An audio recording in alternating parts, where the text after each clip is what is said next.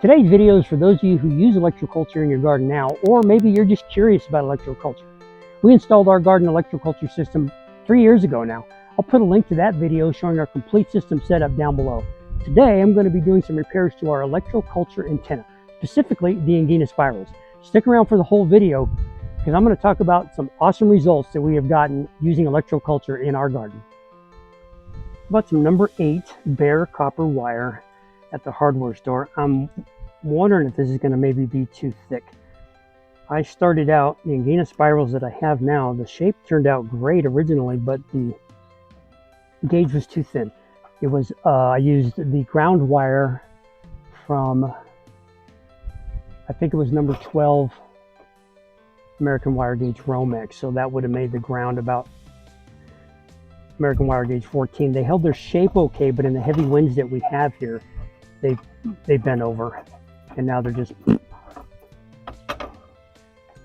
limp-wristed sitting up there. And although they're kind of achieving the same effect, I did lose the height and I did lose the appearance of them. I want them to look a little nicer. So we're going to attempt to use these funnels here to create some new Ighina Spirals. And I'm just going to wrap this around. I'm just trying to keep a nice round edges to this. And actually, that's going to be kind of okay, I think. Let's check it out here. I do want something on the larger end at the bottom.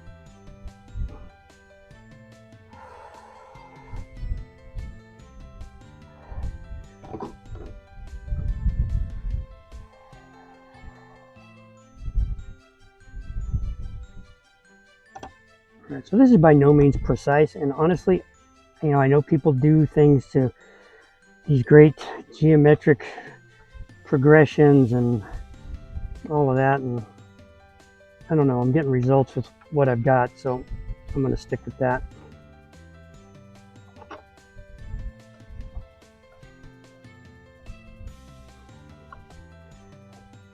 And I'm using these funnels because, well, that's what I got, right? You know how we are here at our Acre World. You do the best with what you got. Get the job done. So I'm looking for the result.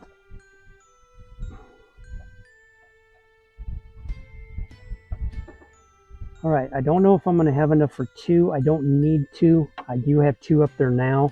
However, I am okay with just 1 that's this size, and you'll see the reason for that when we get over to the antenna to install this, because I've only got so much room inside that pipe to put this in.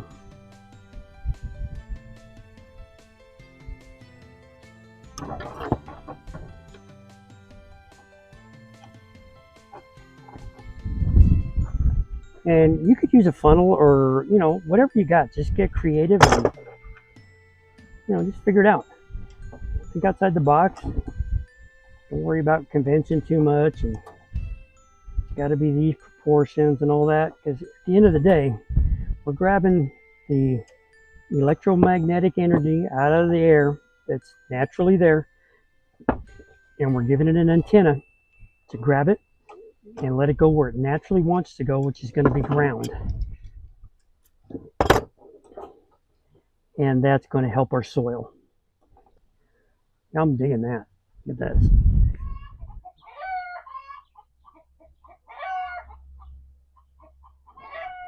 So what the plan is to tip the antenna down. I'll show you that in a second.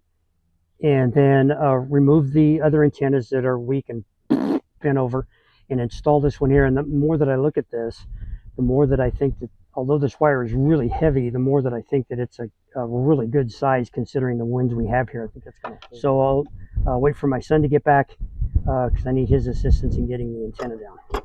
So who was Pierre Luigi Ighina?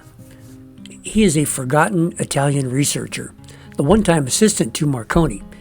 He was considered eccentric and was a hermit. The Ighina Spiral was designed to harness and manipulate what Ighina described as the interaction of solar and terrestrial energies, meaning energies available in the sky and on the land, which he believed followed spiral patterns and were fundamental to life and matter. Eccentric maybe, but he made glass conduct electricity. He restored vineyards that hadn't fruited in years. He tuned spirals that made hens lay more eggs. He made machines that made it rain. And he designed the Ighina Spiral.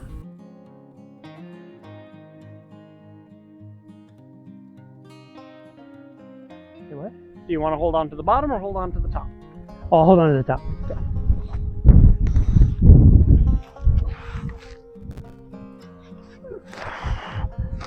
Get to the side though here. Almost there. Okay, I got the weight. Good. Okay, right there. Yeah.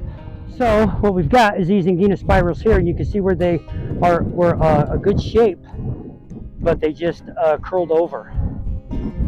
Now you'll notice too that these are a full Ighina spiral, and the one that I've made is a half Ighina spiral. You can see the difference here when we put it up. And these are all just pushed in, wedged in there. So I'm going to get these kind of tidied up a little bit, get some separation on stuff. So in here, it all looks a little rusty and corroded now. It's what's going to happen when you put things outside. But I've got aluminum, copper, brass, and steel. And then these 5 here are going to be the wires that are solid going all the way through the garden to magnetic north. So all we're going to do for right now is we just got those 2 old Ighina spirals out of there. I'm taking half an Ighina spiral and I'm going to put it in here like so. Okay, I just put it on center, huh? Yeah. Okay, we'll get these spaced out even again. As close as I need to, yeah.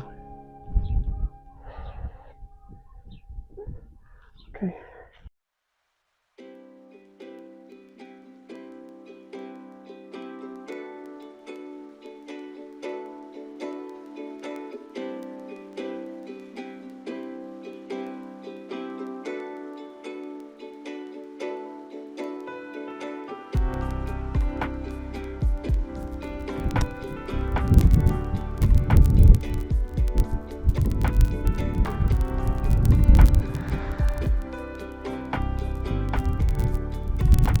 We love our electroculture system. Other than the slight modification today, I haven't had to do any work on it at all. One significant result is the reduction of pests.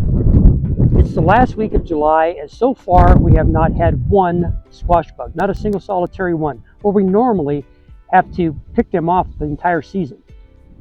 When I first learned about this gardening technique, I was so excited I went looking for some electroculture t-shirts, but I couldn't find anything that I liked. So I designed my own.